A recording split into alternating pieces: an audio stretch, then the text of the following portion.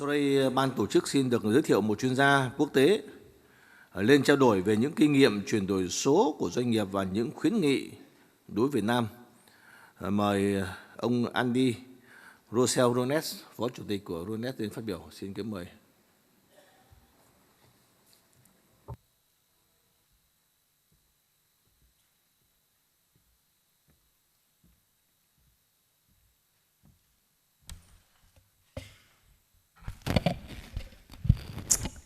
Good morning. Mr. Chairman, distinguished guests, ladies and gentlemen, it's a great pleasure to be able to talk to you for the next 15 minutes or so on our take on Industry 4.0. I work for Gartner, who are an international research organization. And what I'm hoping to share with you for the next 15 minutes or so is a slight shift in context for Industry 4.0. I mean, the Minister of Planning talked about some very, very solid technology evolutions, AI, IoT, big data analytics, talking about the importance of developing the Vietnamese economy who are capable of supporting that growth. The Minister of Information and Communications talked about something which is really a very critical issue, which is resourcing. Where does the smarts come from? But I think he also highlighted one of the characteristics of the Vietnam economy. It's a very, very resilient culture, and it's a very, very resilient economy. And the opportunity I think you have is to think in terms of not Industry 4.0 in its most obvious Davos sense of a series of evolutionary technologies or manufacturing technologies. Excuse me a second. But to think of it more broadly in terms of its importance across the economy. And echoing something that the Minister of Information and Communications has just said, which is that desire to go very, very quickly. I would counsel, yes, go quickly, but think in terms of not only a 2-year time horizon, but a 10-year time horizon. Because sometimes what is right in 2 years turns into being a very bad thing in 10 years. So if you've ever built a house, if you've ever constructed something that requires a big concrete base to be poured, 2 years we can build this concrete base and we build our house. But in 10 years we might need something completely different, and it's really expensive to jackhammer up that concrete. Well, in a sense, Industry 4.0 is the same sort of thing. And that's why I wanted to talk about the digital dragons like Google, like Amazon, like Ali, like Tencent, like Baidu, and the other well-known companies to all of us. We all use their products. We think of them as being a natural part of the fabric of life. What we have on the slide behind me is just a couple of growth numbers. One's Amazon, one's Ali. They're big, successful businesses. They have global aspirations, and they become a major part of everyone else's economy. So they're not just China and America, but they're a major part of the global economy. And they represent both the opportunity and a threat when you're thinking about industrial policy for Industry 4.0 here. Do we embrace the digital dragons? The 2-year strategy would say absolutely, because that's the fastest way of getting access to talent. That's the fastest way of getting access to capabilities. Or do we hang back? Do we perhaps resist? If they ask us to dance, do we perhaps refuse after the second dance? In other words, what do we do about them? Because the economy itself is changing. Every product, whether it's a washing machine, whether it's a bag of rice, whether it's a taxi ride, whether it's a motorbike ride, whether it's an apartment, whether it's a TV, whatever it is increasingly becoming a digital product. And products are becoming platforms. It's difficult to buy a washing machine, it's difficult to buy a rice steamer that isn't connected to either Bluetooth or your home Wi-Fi, if you have such a thing. And those digital services are becoming differentiators. In my world, I live in Australia, in my world, we are in a very privileged position of just being able to buy a new car. The old one has just died. And we chose a Tesla. Now, why do we choose a Tesla? Because basically it updates over the air, and I'm now plugged into the Tesla ecosystem, and it will be very difficult for me to move away. If you have a smartphone, if you have an Apple, it's extremely difficult to escape the iOS ecosystem. If you have an Android phone, it's extremely difficult to escape the Android ecosystem. And so those platforms that products are part of, which Industry 4.0 needs to play to, become a non-price competitive issue. Within reason, it doesn't matter how much cheaper somebody else's phone is than an Apple phone. I just can't shift. I am addicted to the Apple environment. And ecosystems bring value, and that I think is the important consideration for here in Vietnam, in that we have an ecosystem of manufacturing businesses. We have an ecosystem of talented developers working alongside the digital dragons, learning from the digital dragons, but not giving up control to the digital dragons. And that's really the story I'm going to tell. And we know who the digital dragons are. They're this crowd. They are Google, Tencent, Alibaba, Facebook, blah, blah, blah, blah, blah. Now, the interesting thing is we've never seen businesses like these before. We've never seen hyperscale businesses who have operated across the globe before. We've never seen businesses that have such powerful ecosystems and powerful lock-in. We've never seen businesses that essentially have created the surveillance capitalist economy. We have never seen businesses that are so pervasive in the services they offer, apparently for free. And how do they do it? The idea of data mastery, the idea of building information assets, whether that's a model of a customer so they can sell us more stuff, whether that's the model of the traffic between the hotel I'm staying in and the conference center. In the rain, Google told me I was going to be late, and it was right. No matter what it is, you build models. And the other characteristic of them as competitors or as partners is that they have extraordinary capabilities in technology. You'll be aware, I'm sure, of Ali's AI chip, which it released earlier this week. But those companies, Google, Facebook, are companies that have deep technical expertise, and they have offerings throughout the supply chain. They're not only digital businesses, but they manufacture, they distribute, they run physical stores, they run physical banking and insurance businesses. And they have enormous R&D activities where they suck in some of the most talented people in the world. Think of DeepMind in London. So they are an extraordinarily able partner and an extraordinarily frightening competitor. So I think as part of your Industry 4.0, taking a 2-year view, which is to embrace them, and a 10-year view, which is to push them away, is a very safe position to be. Let me just share with you some examples. Amazon do a lot of things. You know this. They sell stuff. They sell financial services. They operate, excuse me, they operate various technology platforms. And I don't want to just pick on Amazon. Alibaba similarly. So if you're thinking about how I propel myself into the digital transformation that we've talked about, how can I leverage the capabilities? If I'm going to go to the dance, which partners should I choose to dance with? Because that's the strategic question. If you're a business unit leader, if you're a business leader, it's who do I partner with? If you're a government body, how much do I open or close my economy to these businesses? And I would repeat my message, which is the 2-year answer is different to the 10-year answer. So when you get into bed with these digital dragons, the 2-year answer, embrace them. Always think what's going to happen in 10 years. How do I escape from this relationship?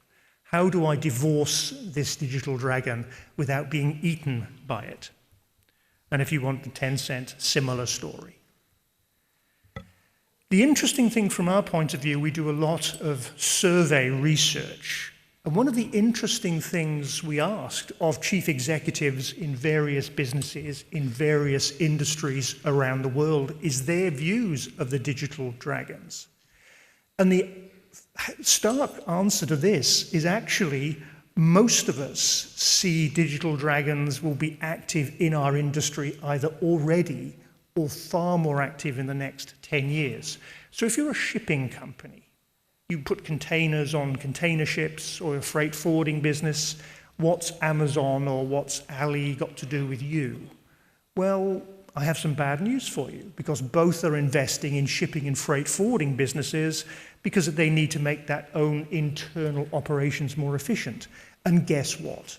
As soon as they've done it for themselves, they'll do it for you, they will do it for your customers, they will do it for your competitors, and they will squeeze you out of the market. So the digital dragons are coming. So if you haven't already thought about what they're going to do to your industry or your economy, start considering now and take a 2-year view and a 10-year view. And the question is, are we ready for them? And again, this is the question we pose to chief executives rather than big government bodies, mostly because there's more chief executives than there are governments. I would say yours is very good at this, but most are not. And so we ask the question, are you ready for this? And the answer is, frankly, no. We thought about it, we know who they are, we all use them personally, but we don't know what they'll do to my industry, my insurance industry, my banking industry, my Industry 4.0 initiative. So again, I will reconsider or restate my message, take a 2-year view and a 10-year view of the digital dragons. Now let me just give a couple of case examples. Why does this matter to us? We're not in the IT industry. In other words, no part of the Vietnamese economy is going to be impacted by the dragons. We're okay. That's the left-hand side of this chart. The right-hand side is extreme pessimism. The world is going to come to an end. They're going to take over everything we do. Well, that's patently untrue too. The reality is something in between. So this is actually a leader from a French water company who we interviewed as part of the process of pulling this research together for you today. And I think the point is that what Martin talks about, Suez is a French water waste treatment company. What Martin talks about in his view of the digital dragons is not that they're going to take away the water business. Of course they're not. Nevertheless, he can learn from their best activities. We can learn from the digital dragons. So I'm embracing them in a 2-year strategy with a view of pushing them away in my 10-year strategy. So I'm embracing them to learn. I am not, which many businesses and many governments do, embrace them and then basically outsource all the thinking to them. Don't want to talk about that because I don't have time. Oh, sorry, I'm back. Another example is from Audi.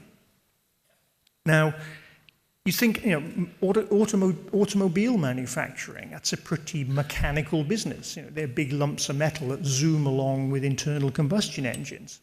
And this is where you start seeing a very interesting evolution of even that industry. As I indicated earlier, I now own a Tesla car, which has plugged me into the Tesla ecosystem. And now it's going to be very difficult for me to step away from it. My previous car was just a metal box with a motor in it. Now, not wanting to go into industrial policy in automobile manufacture, but what the Chinese call NEV, new energy vehicles, represents a significant dislocation in the industry, rather akin to the end of the 35mm film camera. Before the 35mm, when cameras still used a film strip, you had to be expert at building electronic and mechanical systems, exquisitely precise mechanical systems. Along comes the digital phone, and all of that expertise honed over 50 years essentially has no value. Well, potentially with an electric automobile with 10 or 15, 20,000 parts, as opposed to several 100,000 parts of an internal combustion engine car, it's a major dislocation. And so basically, again, part of your Industry 4.0 strategy is a question of how do we accelerate that change, or how do we exploit that opportunity whilst holding on to the intellectual property for ourselves. And I just wanted to leave you with a couple of suggestions, either as a business leader or indeed as a political leader. And we see that there's really 5 things that organizations do with the digital dragons. And my apologies for this being colloquial English. There's the dragons as my best friend. The benefit of that is I embrace them fully, I dance with them, I invite them to my home. They are my best friends. Now, the advantage of that is I accelerate my digital transformation. I take all of the good things that are on offer and I exploit them. However, when it comes to giving up parts of the digital economy, when it comes to parts of giving up your opportunity to cross-sell and upsell to customers, when it becomes giving up the opportunity of controlling your information assets, that is not a good position to be in. Then you do it with multiple dragons. And this is one of the best strategies, I think, for you guys, which is don't just form a relationship with Facebook or Google, but look more broadly. There is a war, a global war being fought between 2 blocks. There's the Ali block and the Amazon block. Play both sides off against each other. Don't just say, well, we're going to naturally go with one rather than the other. But it's in a negotiation. They want to dance with you. Make them pay for it. Now, the great thing about this is it gives you a learning opportunity. It's more effort than dealing with a single dragon, and as you'll see later, some of the control becomes quite problematic. Doing it with startups, this takes a long time. If you're going to try and duplicate what Google do, what Amazon do, what Ali do, what Tencent do, it's really, really difficult. And you'll find yourself always trying to hit a target which is moving very, very quickly.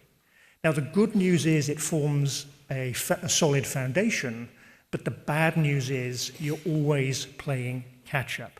And it represents a significant burden. You will burn a lot of resources trying to do this. Similarly, do it yourself entirely is even more difficult because then you're competing with a very able or several very able global competitors who are far more willing and able to invest and far better able to access talent than you have. And then finally, become a digital dragon. I don't know, maybe you can. Maybe there are some opportunities here in Vietnam. It's a different language, it's a different culture. It's very, very entrepreneurial culture. So maybe someone in this room is going to be the next Tencent, the Ali, the Amazon, the Facebook, maybe. It's certainly not beyond the bounds of reason. So maybe that's a long-term strategy. But in the short term, that doesn't really play to Industry 4.0. So my recommendation is actually 2. Take the 2-year view, dance with as many dragons as you can, but take a 10-year view and think secretly about how you're going to push them out. Because ultimately, you really do want to do it for yourself. But doing it for yourself takes a long time. And you may not, it isn't necessarily a winner-take-all, take the whole deal, take some of the deal. One of the things we suggest is to take the services on offer from a dragon and then say some of them, peer-to-peer payments, yeah, we don't mind about those. They can come in, grab us offering them with a local tech startup.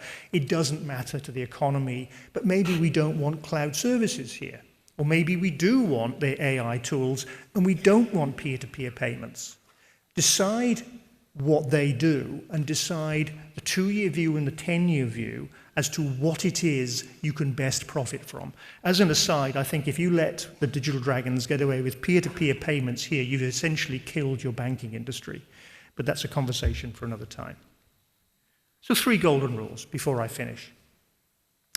Power and distance. Dragons are very, very powerful. So connecting with them can generate acceleration, but they have so many touch points and they're so good at digging themselves into the economy, digging themselves into the psyche of the population, digging themselves into your supply chain. So if that's the case, be careful. So embrace them, but be vigilant. They have a very different way of doing things. If you have a more traditional model of engineering or application development or development of an economy of any sort, the dragons tend to work on a very different clock speed. You'll be familiar with the six days a week, 9 till 9, the 699 work ethic of the Chinese dragons, for example. They work much more quickly than most of us are used to. But this notion of putting a product out, a beta product out into a market and seeing if it works might work incredibly well with the next version of a browser or a next version of a mapping app. But you can't really do that if you're building fridges or automobiles. So just be mindful that they often work in a different way, sometimes a very confusing and very frustrating way. And then finally, there's this thing about back to the touch points. They have so many tentacles. They're like an octopus. They have so many arms that embrace so many different parts of your business. And the people we talk to who deal with them say, actually, it's incredibly difficult to keep control because it's incredibly difficult for anyone in the government or anyone in your business to know how many touch points they have. And so really that's all I wanted to talk to you about this morning in terms of Industry 4.0. My intention is to perhaps give you some rules of thumb about how you think about the digital dragons. Don't ignore them because they do represent a tremendous opportunity for you. And I think it's good to think about development, not holding them back. How do I learn from them? How can I leverage their capabilities? Think broadly, not narrowly. Industry 4.0 isn't just a set of manufacturing and planning technologies, as the Davos people seem to think it was. It actually pervades across the whole economy. So what do the interconnected products and services mean for the Vietnamese economy, and how do we get in on that? If we don't capture the information assets, if we don't take friction out, if we don't build the networks that we control, then we really are getting ahead of ourselves. Please don't put my further speaking up. And then finally, it's value and exploit interconnections. We talked about ecosystems. The Minister of Planning talked about ecosystems. The Minister of Information and Communication talked about ecosystems. I think it's one of those things where you're trying to build ecosystems of your own construction. Industry 4.0 isn't an island. In case you haven't looked at a map recently, Vietnam isn't an island, so don't make your Industry 4.0 initiatives islands either. Embrace the best. Good luck with the journey. Thank you for your kind attention.